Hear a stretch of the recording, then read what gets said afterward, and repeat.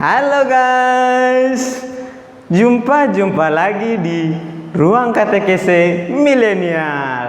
Nah, jadi hari ini kita akan membahas mengenai siapakah Santo Yusuf itu sebenarnya. Mau tahu siapa Santo Yusuf itu? Nonton videonya sampai habis, oke?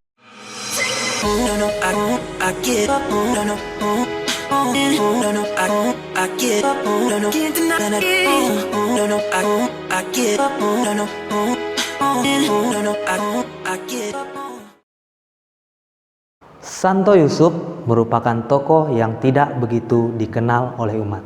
Kita mengenal Santo Yusuf hanya pada saat dia bertunangan dengan Bunda Maria. Dalam Injil juga, kisah Santo Yusuf amat sedikit, hanya diperlihatkan terakhir sampai Yesus berusia 12 tahun. Ketika itu, Yesus hilang di Bait Allah dan Santo Yusuf dan Bunda Maria mencarinya. Kemudian setelah itu, kisah tentang Santo Yusuf tidak diceritakan lagi. Bila kita berbicara tentang Santo Yusuf, kita tidak dapat lepas dari teks kitab suci.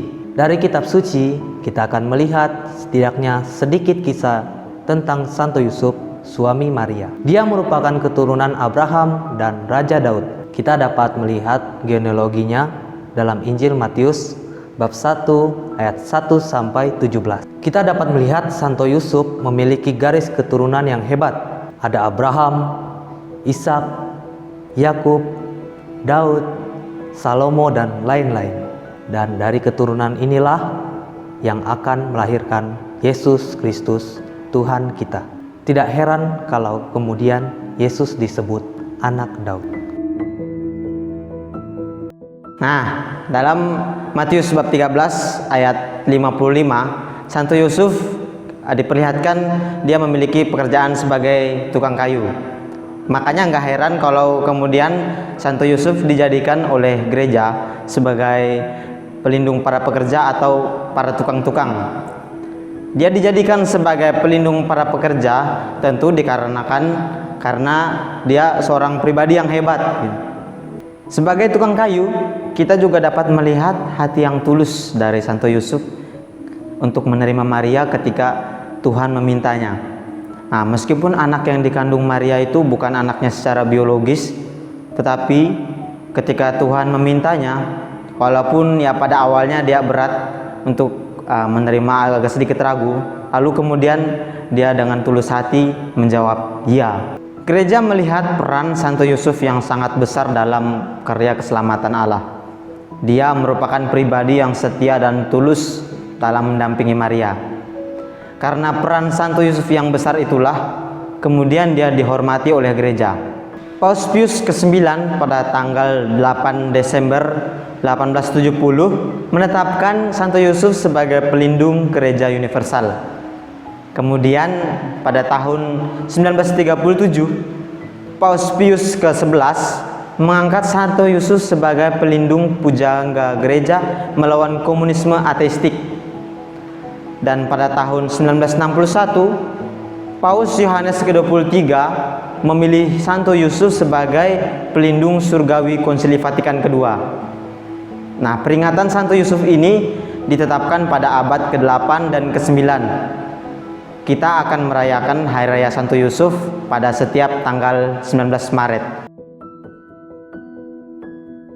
Nah, mengapa Paus Fransiskus memilih tahun ini sebagai tahun Santo Yusuf? Tentu berlatar belakang dari situasi pandemi COVID-19 saat ini. Karena situasi yang sangat memprihatinkan ini, Paus Fransiskus mengambil atau mengangkat Santo Yusuf menjadi para pendoa bagi kita, khususnya umat manusia yang ada di dunia ini. Dengan keinginannya tersebut, ia mencetuskan sebuah dokumen baru yang berjudul Patris Corde. Patris Corde berasal dari dua kata, pater dan corde. Pater berasal dari kalimat Latin dengan bentuk singularis nominativus, sehingga dapat diartikan sebagai bapa. Kemudian corde singularis nominativus yang berarti hati. Jadi secara harafiah dapat kita artikan Patris Cordis adalah dengan sebuah hati Bapa. Santo Yusuf adalah orang yang penuh dengan kewibawaan, seorang yang penuh dengan hati yang besar untuk melindungi Yesus dan Maria pada saat itu, di mana kita tahu bahwa Yesus dan Maria dan Santo Yusuf adalah keluarga yang sangat sederhana. Nah, kita umat manusia saat ini didorong oleh doa-doa Santo Yusuf dan juga didorong oleh doa-doa bersama, kita meneladani Santo Yusuf sendiri karena ia memiliki hati yang besar, hati yang peduli dan berbelas kasih. Memang secara tanda kutip ia tidak tampak dalam kitab suci, tapi karya pelayanan yang sungguh besar, terutama bagi keselamatan bagi Yesus dan Maria. Maka kita sebagai umat manusia tentu meneladani dia atas dasar dorongan Bapak Paus Fransiskus yang mengajak kita meneladani Santo Yusuf agar kita umat manusia saling solider dan saling perhatikan dengan sesama sebagai saudara dalam iman.